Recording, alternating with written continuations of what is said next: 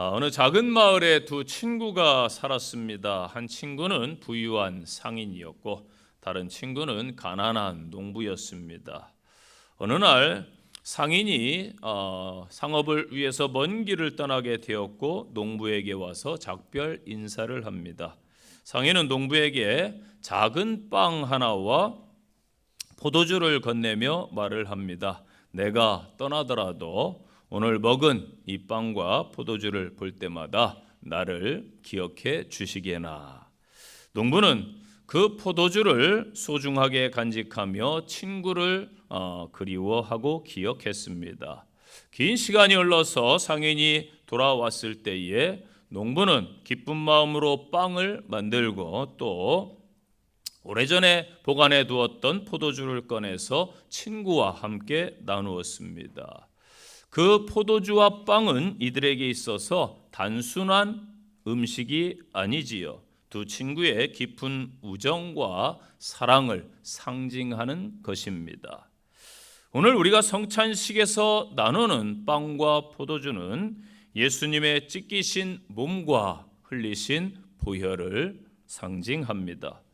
예수 그리스도께서는 인류를 죄와 사망 가운데서 구원하시기 위해서 자신을 친히 희생하셨습니다. 그 희생은 우리를 향하신 놀라운 사랑입니다. 우리는 빵과 포도주를 통해서 성찬식을 하면서 예수님의 희생을 한번 기억하시고 또 그분의 사랑에 감사하시기를 바랍니다. 우리는 성찬식을 통해서 예수님과 영적으로 연합하는 시간, 또 그분과 영적인 교제를 나누는 시간이 되시기를 바랍니다. 또 우리는 성찬식을 통해서 예수님의 재림, 이 땅에 다시 오심을 고대하며 하나님의 나라, 천국을 소망하시는 성도들이 되시기를 바랍니다. 하나님의 말씀만이, 하나님의 복음만이 이 어지러운 시대, 어려운 시대의 소망이고 모든 문제 해결의 근본인 줄로 믿으시기를 바랍니다. 오늘날 인류의 생명의 양식이 되는 것입니다. 오늘 바울이 고린도 교회 성도들에게 이러한 말씀을 전하는 것이죠. 오늘 말씀을 통해서 은혜의 시간이 되시기를 바랍니다. 두 가지 말씀을 드립니다. 첫째는 신령한 음식을 먹으라. 오늘날 인류는 하루 3끼 혹은 2끼 열심히 음식을 먹고 있습니다. 건강과 생명을 유지하기 위해서 열심히 일을 합니다. 그리고 돈을 벌어가지고 그 돈을 가지고 결국은 먹고 살기 위해서 많은 것들을 삽니다. 그래서 열심히 먹어요. 살기 위해 먹는 음식인데 결국은 이것이 영원한 생명은 주지 못한다는 것입니다.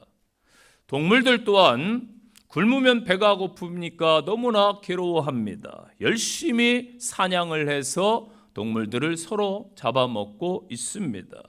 그렇기 때문에 음식은 사람에게나 동물에게나 힘입니다. 음식을 먹어야 에너지가 생기고 살아갈 힘이 생기는 것입니다. 식품회사 연구개발팀에서 많은 식품을 계속해서 개발해내고 있습니다. 사람들에게 더 효율적인 음식을 주기 위해서, 에너지원을 공급하기 위해서입니다. 그런데 시간이 지나면 인간은 또 먹어야만 합니다. 한 번 먹으면은 2번 다시 먹지 않아도 되는 영원한 식품을 개발한다라면은 아마도 그 공로를 인정해서 노벨위원회에서 상을 줄 것입니다. 그러나 안타깝게도 인류에게는 지금까지 그러한 음식은 없었습니다. 또한 역사를 보아서 앞으로도 없을 것입니다. 그런데 오늘 바울은 이상한 말을 합니다. 우리에게 이 영원한 음식이 있다라고 소개해주고 있습니다. 3절 보세요. 신령한 음식을 먹는다, 이렇게 말씀합니다. 이 신령한 음식이 무엇인지 1절에서 알려주고 있습니다. 우리 조상들이 다 구름 아래에 있고 바다 가운데 지나며. 아멘. 무슨 말이에요? 바울이 자기의 선조들은, 이스라엘 백성들은 구름 기둥과 불 기둥으로 보호받으며 살았다. 홍해 바다도 기적적으로 건넜다, 이 말입니다. 하나님께서 광야에서는 만나를 주셔서 신령한 것으로 우리를 먹여 주셨다라는 말씀입니다. 여러분, 하나님께서 공급해 주시는 것이 곧 신령한 음식인 줄로 믿습니다. 저와 여러분이 하나님의 공급하심을 받아서 이 땅 가운데 살아가시기를 간절히 축원드립니다. 현재 이 세상도 마찬가지지요. 돈 벌고 출세하고 배우고 권력을 갖고 열심히 살아가는 것도 결국은 먹기 위해서입니다. 왜 먹습니까? 안 먹으면은 죽으니까 먹습니다. 그렇다면은 죽지 않기 위해 바꿔 말하면 일하는 것이죠. 열심히 공부하는 것이죠. 지식을 얻는 것이죠. 권력을 잡는 것입니다. 그러나 안타깝게도 결국에는 죽음이 인류를 기다리고 죽음이 저와 여러분을 기다리고 있습니다. 이 땅의 사람들은 여기까지 다 알고 있는 것입니다. 그런데 기독교인들은 한 발 더 나갈 수 있습니다. 곧 비밀을 알고 있다는 것이지요. 이것이 영적인 비밀입니다. 바로 신령한 음식을 알고 있습니다. 하나님께서 주시는 영적인 양식을 말씀합니다. 살아계신 하나님의 말씀, 이 오늘날 우리에게 주신 성경의 말씀. 그런데 이 말씀 속에 구약과 신약을 딱 합하면은 예수 그리스도가 짠하고 나타납니다. 그래서 성경 말씀 속에 누가 있다? 생명이신 예수 그리스도가 있다. 믿습니까? 이게 성경 말씀이에요. 이게 영적인 비밀입니다. 말씀이 육신이 되어 이 땅에 오신 분이 바로 예수 그리스도이십니다. 이게 성경 말씀이에요. 그리고 그분을 믿으면은 곧 구원을 받는다. 영생을 얻습니다. 그분을 믿는다는 것은 그분을 곧 먹는다는 것입니다. 예수님은 마태복음 28장에서 제자들과 만찬에서 말씀을 하십니다. 자신의 몸을 떡으로 비유하고 있어요. 빵으로 비유하고 있어요. 그러면서 내 몸을 먹으라.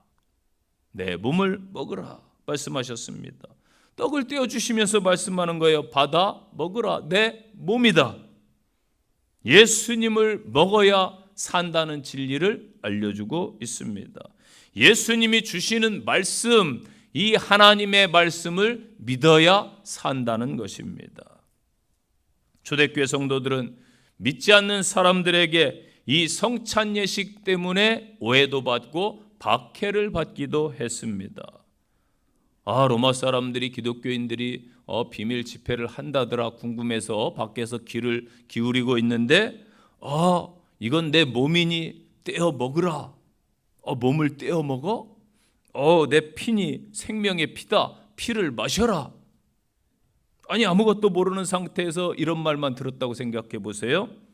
저들이 사람을 잡아먹는 사람들인가 보다.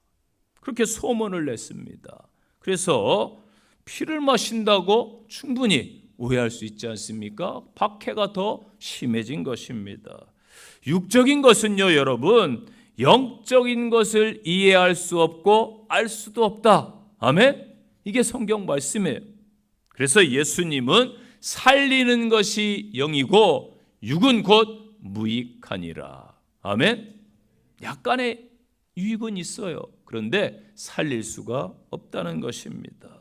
이게 예수님의 말씀입니다.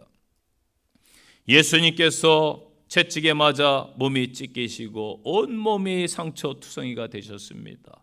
십자가에 달리셨는데 성한 데가 없어요. 머리부터 발끝까지 다 상함을 입었어요.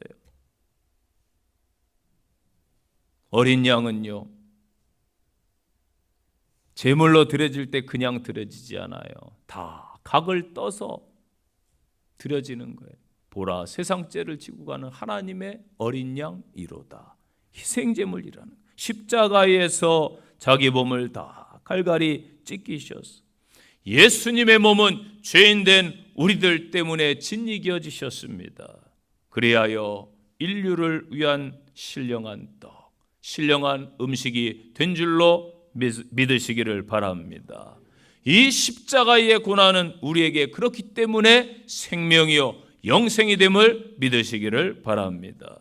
저와 여러분들도 이 마지막 때에 제자들이 자신의 몸을 예수님의 십자가를 본받아서 다 드려서, 십자가에 자신의 몸을 제자들은 다 드렸습니다. 복음을 위해 자신을 드렸습니다. 우리들도 그 모든 것을 십자가에 다 못 박으라고 말씀하셨지 않습니까? 이 마지막 시대에 복음을 위해서 저와 여러분의 몸까지, 모든 것까지 드릴 수 있는 믿음의 성도들 되시기를 간절히 축원드립니다. 두 번째는 신령한 음료를 마셔야 됩니다. 자, 사람이 먹는 게 정말 중요하죠. 그런데 마시는 것도 중요합니다. 세계 어느 나라를 가든지 물이 있어요. 식당에 가면은 물을 사 먹든지 공급받든지 먹을 때는 물을 먹어야 됩니다. 사람이 물을 안 먹으면 죽음에 이를 수가 있지요. 탈수가 와서. 그래서 사람의 몸은 대부분 물로 되어 있기 때문에 물을 공급해 주지 아니하면 문제가 생기는 것입니다. 이스라엘 백성들은 하나님께서 신령한 양식과 함께 신령한 음료를 주셨습니다. 4절 보니까 다 같이 신령한 음료를 마셨다. 아멘. 이스라엘 전체가 다 마시는 거예요. 하나님의 택함을 받는 자는 다 신령한 음료를 마시는 줄로 믿습니다. 이스라엘 백성들이 출애굽해서 수르 광야길을 걸어갑니다. 그 광야길에서 더운데 한 3일쯤 걸어갔는데 마실 물을 구하지 못했어요. 얼마나 힘들었겠어요. 물이 없으면 광야에서 타 죽습니다. 탈수로 인해 죽을 수밖에 없어요. 한 3일쯤 가다가 그들이 물을 발견했는데 쓴 물이에요. 그래서 마라라는 이름이 붙었어요. 쓰다, 물을 도저히 먹을 수가 없다. 여러분, 인생길에서 많은 쓴물을 만납니다. 죄악의 쓴물이지요. 죄에는 사망의 독이 있습니다. 에스겔서 18장 20절에 범죄하는 그 영혼은 죽으리라. 아멘. 로마서 6장 23절 죄의 값은 뭐라고요? 사망이다. 원망하는 이스라엘 백성들에게 하나님께서 한 나뭇가지를 물에 던지라고 명령하십니다. 이 나무가 뭐예요? 십자가, 예수님의 달리신 십자가, 그 십자가에 순종했을 때에 쓴물이 단물로 되어서 그들이 생명을 보존한 줄로 믿습니다. 그래서 예수님이 우리 인생의 단물이 되는 줄로 믿으시기를 바랍니다. 또 출애굽기 17장에 보면은 이스라엘 백성들이 신광야를 이제 지나서 광야입니다. 또 리비딤이라는 지역에 이르렀는데 물을 먹지 못해가지고 그때도 백성이 마실 물이 없었어요. 그때 하나님께서 지도자 모세에게 말씀합니다. 너는 그 반석을 쳐라. 그것에서 물이 나오리니 그곳에서 물이 터질 것이니 백성들이 다 마실지니라. 아멘. 하나님은 반석에서 물을 주셨습니다. 그런데 오늘 본문 4절에서 무엇이라고 말씀하고 있습니까? 신령한 반석으로부터 마셨음에 그 반석이 누구라고요? 그리스도시니라. 아멘. 반석은 예수 그리스도시니라. 이게 로마서 9장 말씀이 증거하고 있어요. 33절에 내가 부딪히는 돌과 거치는 반석을 시온에 두노니. 예수님이 거치는 자의 기득권자들에게는, 그러나 성전에 주춧돌이 되는 거예요. 그들에게는 거치는 것일지라도. 그런데 반석을 시온 예루살렘에 둔다 이 말입니다. 그 다음 말씀이 저를 믿는 자는 부끄러움을 당치 아니하리라 함과 같으니라. 아멘. 시온의 기초는 돌, 반석, 예수 그리스도를 상징하는 것이죠. 이것은 다니엘서 2장 34절 말씀 기록된 손으로 하지 아니하고 뜨인 돌로서 했다. 이는 심판자 예수 그리스도를 말씀하는 것입니다. 신령한 음료는 예수 그리스도의 보혈의 피를 말씀하고 있습니다. 유월절 어린 양의 피. 예전 구약시대에는 양을 잡아가지고 피를 제단에 제사장이 뿌립니다. 피에 생명이 있기 때문에 대신 속죄하는 것이죠. 예수님은 이 땅에 십자가 위에서 그 고귀한 보혈의 피를 흘려서 인류의 죄를 다 사하시고 구원을 주셨습니다. 그래서 피에는 생명이 있는 것입니다. 요한복음 5장 54절 누구든지 내 살을 먹고 내 피를 마시는 자는 영원한 생명을 얻었다. 아멘. 또 요한일서 4장 2절 하나님의 영은 이것으로 알지니 곧 예수 그리스도께서 육체로 오신 것을 시인하는 영마다 하나님께 속한 것이다. 아멘. 이게 무슨 말씀이에요? 하나님의 영을 이것으로 안다? 예수님께서 육체로 오신 것을 인정하는 것, 믿는 것. 그런 영은 하나님께 속했다 이 말입니다. 자, 영은 인간의 눈으로 여러분 영을 볼 수 있어요? 못 봅니다. 우리의 눈은 한계가 있어요. 그래서 볼 수가 없어요. 영은 피가 없습니다. 피가 없어요. 몸이 없으니까. 영은 피가 없어요. 히브리서 9장 22절 말씀해 보니까 피 흘림이 없은즉 죄 사함도 없다. 아멘. 구약 시대 그렇기 때문에 제물의 피를 흘려서 죄를 사함 받았어요. 내 대신 짐승이 죽어가지고 계속 제사를 드려야 됩니다. 그런데 예수님께서 이 땅에 왜 오셨는가? 피를 흘리시려고 이 땅에 성육신 하신 것입니다. 요한이 보라 세상 죄를 지고 간 하나님의 어린 양이로다. 어린 양은 희생 제물을 말씀하는 거예요. 피 흘리려고 마리아의 몸에 성령으로 잉태되어서 육체를 가지고 육체로 오신 거예요. 피가 생명이기 때문에 죄 없으신 예수님의 피만이 인류의 죄를 대속할 수가 있는 것입니다. 레위기서 17장 11절 육체의 생명은 피에 있음이라. 내가 이 피를 너희에게 주어 제단에 뿌려서 너희의 생명을 위하여 속죄하게 하였나니. 아멘. 제단에 이 피를 뿌려가지고 생명 속죄하게 하셨다. 그래서 생명이 피에 있으므로 피가 죄를 속하느니라. 아멘. 예수님께서 십자가에서 육신의 몸을 입고 이 땅에 오신 이유, 육신의 몸을 입어야 피를 흘릴 수가 있습니다. 피를 흘리기 위해서. 왜? 생명이 피에 있으므로 피가 죄를 속하기 때문에. 아멘. 예수님은요 제자들에게 만찬을 베푸시면서 이것을 마셔라, 이것은 내 피다라고 말씀했습니다. 이 피를 먹어야 영원한 속죄, 영원한 생명을 얻게 될 것이다 말씀하셨습니다. 마태복음 26장 28절입니다. 이것은 죄 사함을 얻게 하려고 많은 사람을 위하여 흘리는 바 나의 피 곧 언약의 약속하신, 성경에 약속하신 피다. 믿습니까? 물은요 마셔도 나중에 또 마셔야 돼요. 갈증이 납니다. 계속해서 마셔야 돼요.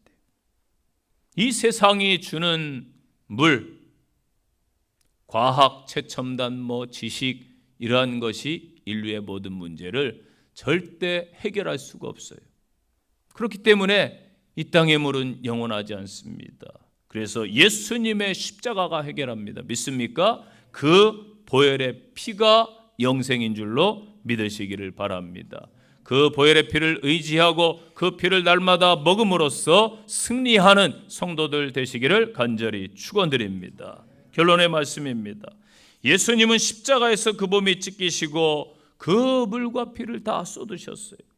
예수님의 완전한 보혈과 그 속량으로 우리는 자유함을 얻은 줄로 믿습니다. 더 이상 정죄함이 없고 성령의 생명의 법이 우리를 지배하고 다스리시는 줄로 믿습니다.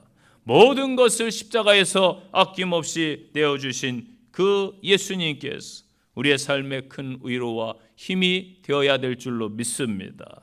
예수님께서 그 몸과 피를 주시려고 예루살렘에 들어오시는 이 오늘 종려 주일에 우리는 성찬식을 거행합니다. 그분의 십자가의 희생이 없이는 우리의 구원도 없어요. 죄사함도 없어요. 영생도 없어요. 또 이 땅에서의 참 평안도 없는 줄로 믿으시기를 바랍니다.